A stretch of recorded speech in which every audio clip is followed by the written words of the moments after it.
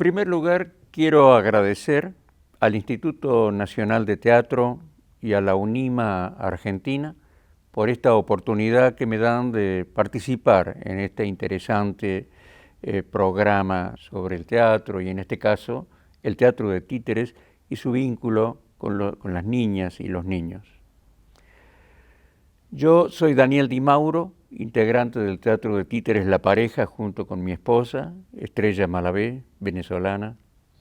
Hace como 5 años estamos de gira por toda Latinoamérica y desde el 2005 radicados aquí en Argentina nuevamente, después de una larga pasantía en Venezuela, que este país que me abrió los brazos cuando necesité estar fuera de mi tierra, y le agradezco mucho a Venezuela también no haberme discriminado jamás, sino todo lo contrario.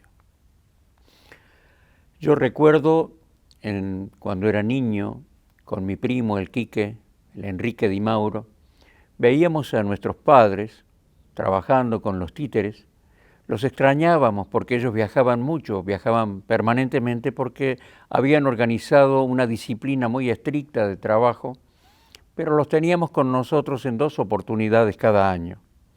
En el verano pasábamos juntos todos los meses de verano en carpa en las sierras de Córdoba y en las vacaciones de invierno los veíamos a ellos trabajando en los títeres, reparando los muñecos que habían sufrido desgastes, haciendo muñecos nuevos, montando nuevas obras, y esto nos apasionaba, al punto de que organizamos nuestro propio teatro, que inicialmente se llamó El Candelabro, y después lo cambiamos para El Telón, porque los niños se asustaban con el dibujo de un candelabro que habíamos dibujado en el frontispicio del teatro. La estética del títere yo la asocio un poco con el compromiso del titiritero. El compromiso del titiritero tiene varias corrientes. Por un lado, difundir, defender y promover la actividad del teatro de títeres como algo hermoso, debido a que en los últimos tiempos, sobre todo, el títere y el teatro y las artes en general están compitiendo con una tecnología que es cada vez más agresiva, más fuerte.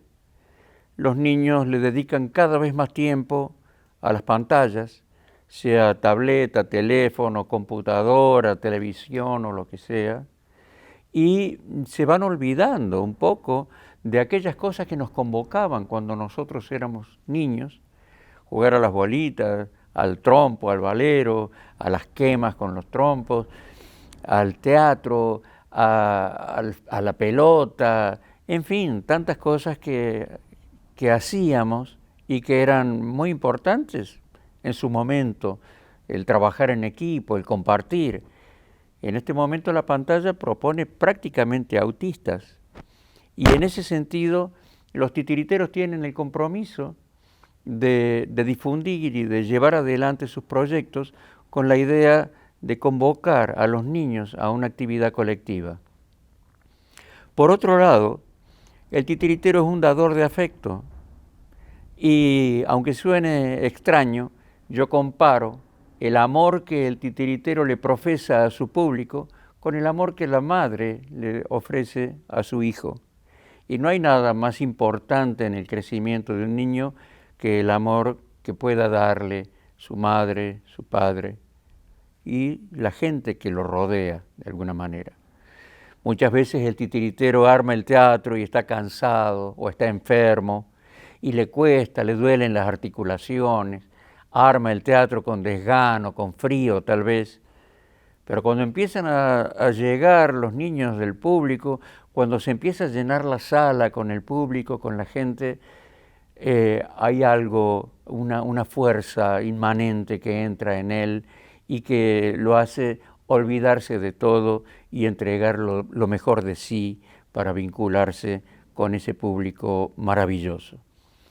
Venezuela, Argentina, Colombia, Brasil, posee muchísimos teatros y muchos profesionales de gran envergadura y de muchísima jerarquía.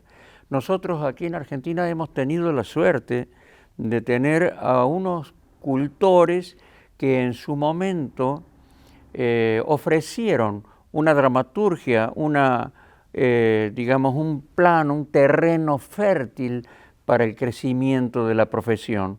Porque obras, por ejemplo, como las de Javier Villafañe, de Otto Freitas, de César López Ocón, del mismo Eduardo Di Mauro, permitieron que mucha gente que se iniciaba en el oficio tuviese a mano un material que les permitía dar los primeros pasos sabiendo que lo que estaba haciendo era muy efectivo y muy bueno. Yo creo que nuestra dramaturgia puede compararse a la de cualquier país del mundo por desarrollado que haya sido. Y eso sin duda alguna ha beneficiado y ha permitido la proliferación de los títeres en nuestro continente. Otro aspecto en lo que es el compromiso del titiritero con su público es su consecuencia, o sea, su consecuencia ideológica, ser consecuente entre lo que uno hace y lo que uno piensa y lo que uno siente. Y nosotros pertenecemos a un continente que de alguna manera ha sido interrumpido en su devenir y se nos ha ocultado, no sé si voluntariamente o incidentalmente, pero se nos ha ocultado el acercamiento y el vínculo con tantos personajes que han construido nuestra personalidad como continente. Y considero que el titiritero debe ilustrarse, debe investigar, debe buscar la forma de reencontrarse con esos seres que intervinieron en nuestra historia y nos hicieron como somos. Si nosotros, por ejemplo, estamos en España, vemos cómo los españoles juegan y recrean de una y mil maneras al Quijote de la Mancha, por ejemplo, entre otros personajes de su vastísima cultura histórica.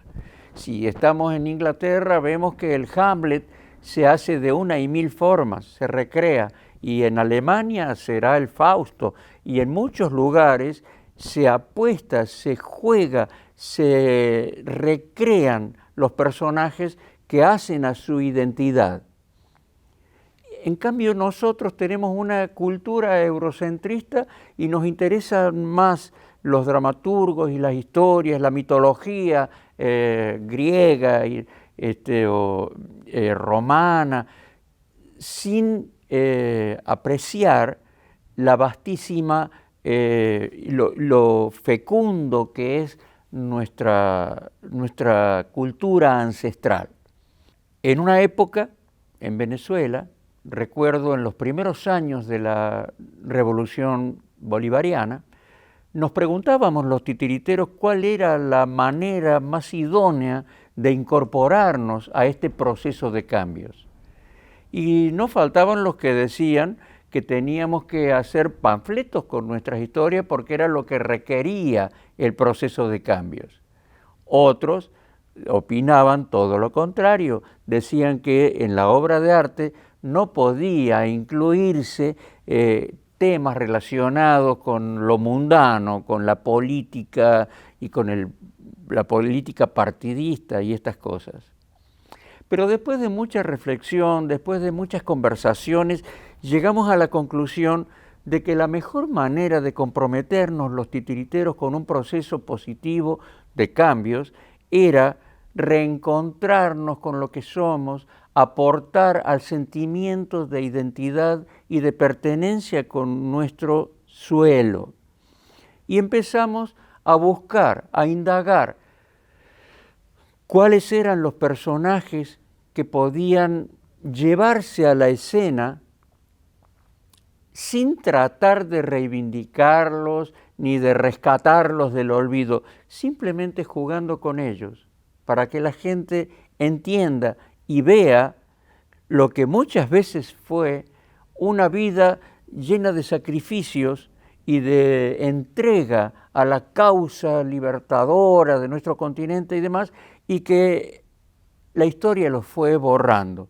Muchas veces porque eran negros, o porque eran mujeres, o porque eran mujeres negras o indias, y entonces fuimos tomando, por ejemplo, el caso de María Leonza, que tiene una gravitación inmensa en el Caribe y pertenece a la mitología de las tribus Caquetía y Jirajara, ¿no?, que opusieron durísima resistencia en la época de la colonia.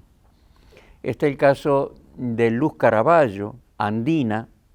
Está el caso de Policarpa Salvatierra. Está el caso de nuestra, la parda, que es María Remedios del Valle, que luchó en el Alto Perú, estuvo en lo que fue la tragedia del retorno del ejército de Manuel Belgrano. También estuvo en Vilcapugio y Ayohuma, donde perdió a su marido, perdió a sus 2 hijos. Después estuvo en las batallas de Tucumán y de Salta, que fueron las grandes victorias para nuestra independencia. Manuel Belgrano se refería a ella como la madre de la patria, porque las mujeres que integraban los ejércitos, y esto muy pocos lo saben, las mujeres integraban los ejércitos, pero se les encomendaba que se quedaran a la retaguardia para atender a los heridos, a los enfermos, a la soldadesca, cansada. Sin embargo, la parda, María Remedios del Valle, era muy difícil mantenerla en la retaguardia. Ella se iba a la vanguardia, armada con fusil, con sables, y no solo combatía heroicamente, sino que daba gritos permanentes para levantar el ánimo de los soldados. Y por todo esto Manuel Belgrano la llamó la madre de la patria. Sin embargo, años más tarde, José Viamonte la vio pidiendo limosna en una plaza de Buenos Aires. Él trató de gestionarle una pensión para que pudiera vivir más o menos dignamente, pero nunca pudo. Con los años, Juan Manuel de Rosas fue el que le otorgó una pensión que la cobró un tiempo y después el mismo Estado se olvidó de seguir dándole este insignificante aporte, y ella murió en la mayor de las pobrezas y de la tristeza. Cosas como estas. Escribir sobre, por ejemplo, el negro Miguel de Buría, que fue el primer esclavo negro que se sublevó ofreciendo un decálogo moral para construir una sociedad distinta.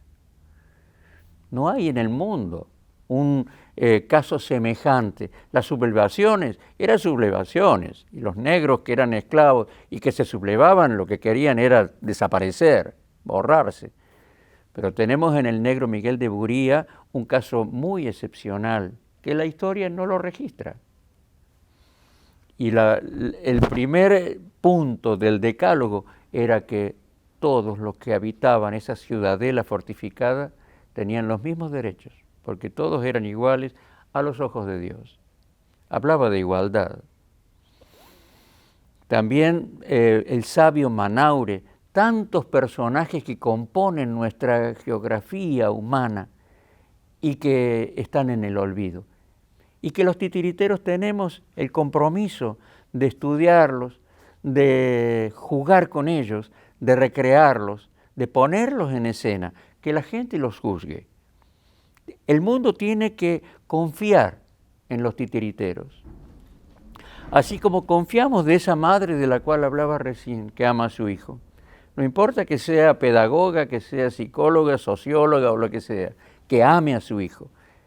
Ese amor es lo que va a generar un vínculo extraordinario con su hijo y que le va a dar los valores y las herramientas para que él crezca sano y fuerte. Del mismo modo tenemos que confiar en los titiriteros, porque más allá de la tendencia política, más allá de cualquier preintención, el titiritero, por el solo hecho de levantar sus brazos para divertir, para entretener a los niños, hace que sea una persona en la cual hay que depositar confianza. Porque más allá de lo que digan los textos que escribe un titiritero, más allá de lo que escriban, siempre va a estar en su obra van a estar los elementos que lo componen a él y que están impregnados de valores, que son las cosas que lo hacen creer en la vida, y por eso le dedica a los niños su energía y toda su capacidad. Yo confío ciegamente en los titiriteros. ¿Qué titiritero puede tener una doble intención a la hora de jugar con los niños?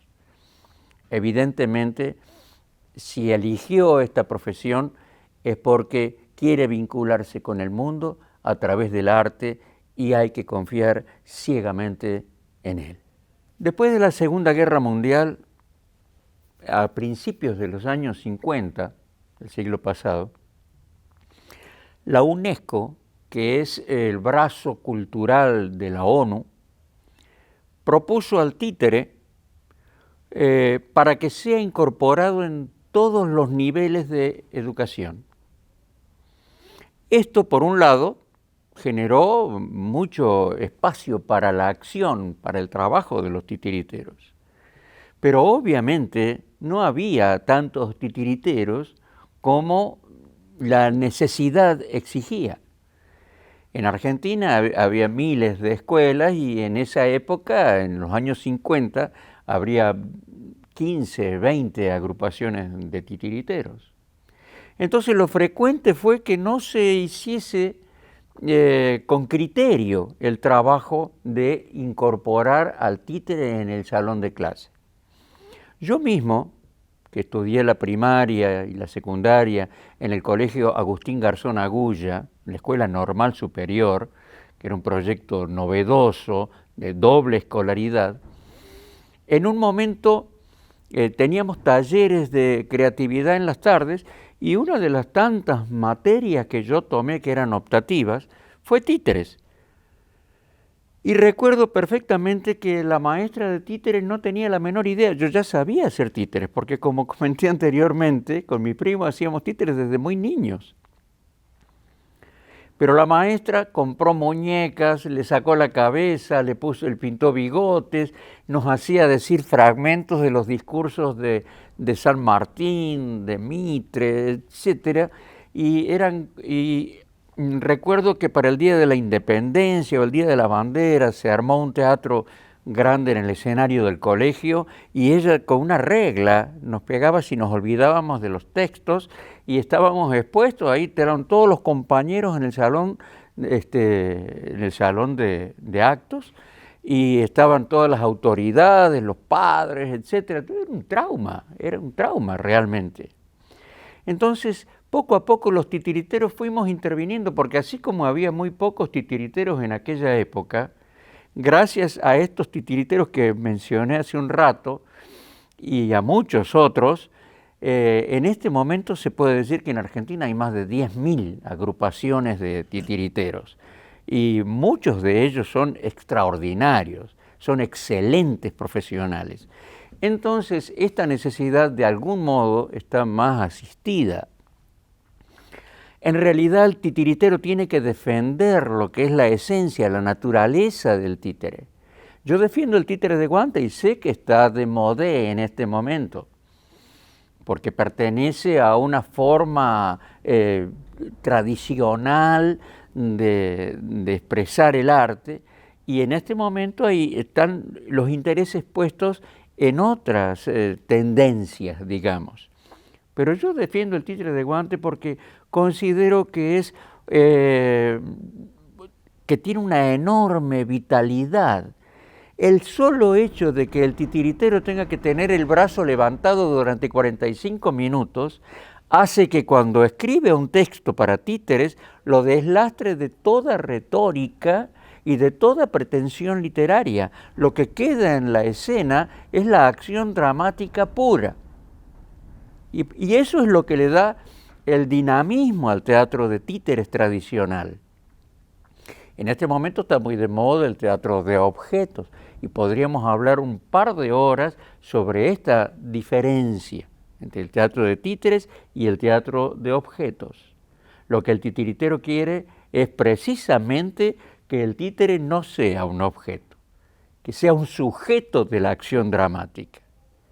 Y para eso estudia y para eso se ejercita y para eso cree en el títere, y cuando el títere está en acción y el titiritero ha logrado su propósito, el niño o el adulto o cualquier persona que está viendo la función de títeres cree en el títere, no como un objeto que está siendo manejado, sino que le otorga vida propia, y el niño se la otorga la vida incluso cuando él mismo está manejando un títere. Le otorga vida propia al personaje. Entonces lejos estaríamos de pretender que sea un objeto. Es teatro de títeres. Cuando un violinista toca el violín, él es el sujeto y el violín es el objeto. En el títere es al revés. El títere es el sujeto de la acción dramática. El titiritero es el objeto que mueve al sujeto que está dominando la escena. Por lo tanto, cuando los titiriteros se incorporan a los programas de estudio, de alguna manera tienen que defender lo que es la esencia del títere, que muy lejos de querer ilustrar el Día de la Madre o el Día de la Bandera o el Día de la Independencia, lo que necesitamos los titiriteros es que el niño se enamore del títere como herramienta que le permite expresar lo que hay adentro de él. Estamos seguros de que un niño que se expresa será necesariamente un adulto crítico. Y eso es lo que necesitamos en el mundo en este momento. Adultos críticos, no adultos pasivos, que es lo que propone la televisión y la tecnología. Adultos que vean el mundo a través de una pantalla. Nosotros lo que necesitamos son adultos activos, adultos protagonistas de su vida, no espectadores de la vida. Entonces, cuando un niño toma un títere, lo que nosotros queremos no es hacerle el títere, darle un texto para que lo haga, darle un tablazo en la cabeza si no dice bien de memoria el texto, sino todo lo contrario, motivar al niño para que el niño elabore su propio muñeco. Cuando un niño termina de hacer un títere, hay un impulso natural que lo hace levantarlo para jugar con él. Y cuando otros niños ven que ya uno de sus compañeros terminó y está jugando, termina rápido lo que está haciendo para vincularlo con el otro personaje. Y de esta manera termina otro y otro y otro y se hace un cono humano donde la base del cono son los niños y el vértice arriba son los títeres. Ese es el momento estelar, porque todos los niños en ese momento se están expresando a través de sus personajes. Cuando el niño tiene algo que decir, muchas veces le cuesta decirlo porque posiblemente él mismo se lo niega. Pero cuando el niño tiene un títere en sus manos, le resulta más sencillo expresarse porque la responsabilidad no recae directamente sobre él. La responsabilidad de lo que está haciendo es del títere. Eso lo libera a él y le permite expresarse con mayor frescura y naturalidad. Y eso es lo que queremos los titiriteros cuando se lleva el títere al salón de clases. No docilizarlo para que sea, digamos, un ejemplo moral. Sabemos que el títere se burla de todo lo que dice. Su naturaleza transgresora, su naturaleza irreverente, hace que todo lo que el títere diga lo está criticando. Cuando nosotros utilizamos el títere para la higiene o para, no sé, para la sexualidad o para lo que sea, cuando utilizamos el títere con una segunda intención, el títere mismo se encarga de destruirla. El títere es para jugar libremente, es para vincular al niño con el títere desde el terreno del arte, no de la pedagogía o de la docencia. No, el títere es para que el niño juegue. Y también hay un conflicto en el cual se considera que el títere le interesa a los niños solamente, que cuando ya tienen 10, 11, 12 años ya no debe gustarle el teatro de títeres. Y este es otro mito y este es otro error. Con Estrella, con mi esposa, hemos descubierto que los muchachos de sexto grado, de primer año, de segundo, de tercer año de secundaria, se enamoran del títere cuando descubren que el títere puede ser un aliado extraordinario a la hora de poder expresar las preocupaciones que ellos tienen. Hemos hecho talleres de sensibilización en colegios secundarios con muchísimo éxito, en el sentido de que cuando los muchachos empiezan a expresar y a jugar libremente con las cosas que les preocupan, aparecen temas como la drogadicción, como las mafias de la droga, como el alcoholismo, el homosexualismo, el embarazo precoz, el maltrato entre ellos y tantas cosas que les preocupan a los jóvenes. Y han hecho tragedias, han hecho comedias, han hecho una cantidad de formas, porque cuando trabajamos con los jóvenes, ellos son los que dicen lo que quieren hacer. Pueden hacer marionetas, pueden hacer guiñoles, pueden hacer varillas, pueden hacer sombras, pueden hacer lo que quieran. Y la forma como repercute lo que ellos dicen, tocando las problemáticas que los aquejan, la forma como repercute entre sus compañeros es realmente impresionante. Es realmente impresionante cuando se ha sabido llevar a un grupo de jóvenes con toda la libertad para que ellos expresen lo que ellos necesitan decir, el impacto que causa las creaciones a las cuales ellos llegan con sus propuestas. Entonces, que el títere interesa solamente a los niños es una absoluta mentira.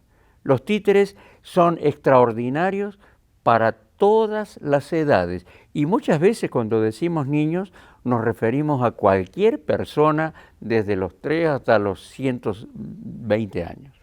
Pero es el niño que uno debe cultivar, el niño que uno nunca debe abandonar.